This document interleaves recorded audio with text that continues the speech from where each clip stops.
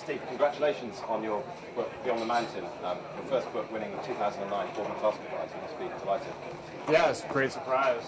Fantastic. Sure.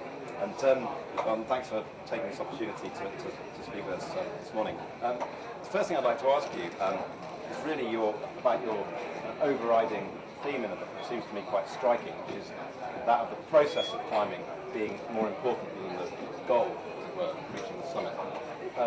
This led me to recall a famous remark by the maverick British climber and painter John Redhead, who once said that if you climb to get to the top of something, you should seriously question why you do so. And your book, to me, seems to be a kind of inquiry into that idea. I mean, how challenging was that to write about? It strikes me as maybe the most difficult thing any climber can take on. Well, I think that the book didn't just spring forth fully formed. It was a process itself. And the original idea that I had for the book, which isn't what is here, but the original idea was to have a different story, each story be about one aspect of climbing.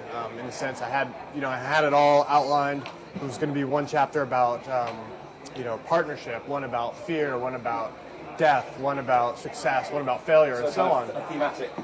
A thematic approach. Sure. But then when I started to write the stories, showing these themes, I realized quite quickly that not one story couldn't just represent one thing. Sure. All these themes were parts of all of these stories. So then So there's no way in a way it's impossible to separate. It's impossible to separate it all all parts out of the that totality way. of the climbing experience. It being maybe like having overthought it a bit much. I had pulled all these different things out and thought, okay, I can compartmentalize all these different aspects of climbing. But in the end, I had to go back and write the stories and let the stories determine what the themes were, essentially. And so it's interesting because that's the same process. It's very analogous to the climbing process. I mean, especially with a big project like climbing something like Nanga Parbat or some hard, head point or red point that you're trying to do. You don't just show up and just do it right off. That almost never happens. Writing like climbing in that sense can often have that epic quality of a great adventure.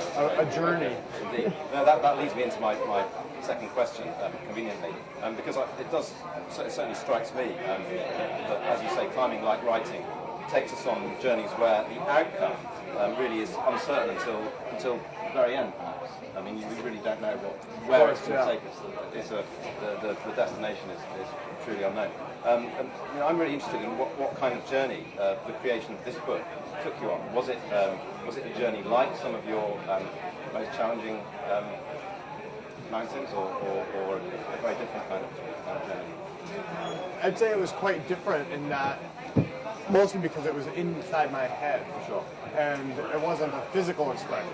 Sure. And as a pretty physical person, that in and of itself was hard for me to do. Sure. And I would find myself, I have different outlets for that besides climbing. I mean, I also do some trail running. I ride a road bike. I ride a motorbike.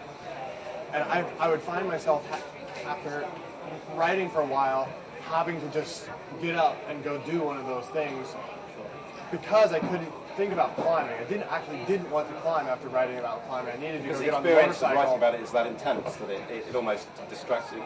It means that... Yeah, I needed to go do something else that was cathartic to expunge the climbing thoughts. All these, when you're writing something, I mean, you're thinking about every word and every sentence and how to build it. I go crazy after a while. So that's how I dealt with that. And I think as part of the incredibly intense process of writing about these many extraordinary climbs that span that's about 2 decades really. Do you feel that writing about them in Beyond the Mountain really led you to understand your motives to climb better, or do you think there were a series of personal revelations in the process of writing the book as well? I think the convenient answer is yes, but I think that the honest answer is probably no. That's interesting. I think that they remain elusive in a way. Those answers always remain somewhere as you are. Yeah, and some people have. Somewhere else. I've heard some people who read my book complain that I didn't answer the questions I raised. Sure. And I think that that's ultimately the point: is that they're probably not answerable, and that's why they're actually interesting, right? So Indeed, that's, in a way, that's what attracts us to them, the fact that they are always somewhere else, that they remain elusive, Just outside beyond. our field of vision. yeah. Sure. Well, no, that's fascinating, Steve. Maybe we could finish this short interview with a short extract from your book. To contextualise this is the final part of your climb in 2005 with Vince Anderson of the repel face of Nanga Parbat. Yeah, and it's this is on the 6th day of the climb. It's 5:30 in the afternoon, and we're about to reach the summit of Nanga Parbat. The light is low, and the massive shadow of Nanga Parbat reaches across several valleys to the east. My crampons crunch into the summit snow. Vince follows just a few paces behind. Just before the top, I kneel in the snow, overwhelmed by emotion. Years of physical and psychological journey to make myself strong enough to discover whether I am brave enough, all fold into this one moment. It seems sacrilegious to step onto the summit. Watching Vince arrive, I know that I could not have completed this climb without him. I stand as he approaches, and I take one step backwards onto the summit of Nanga Parbat. Vince joins me in an embrace.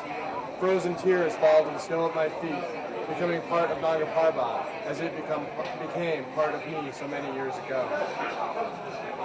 An hour before sunset, two exhausted men descend from the summit of Nanga Parbat.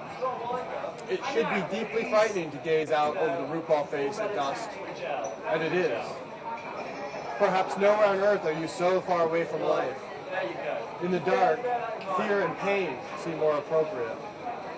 Home and love are just flickers of my imagination in the hollow darkness.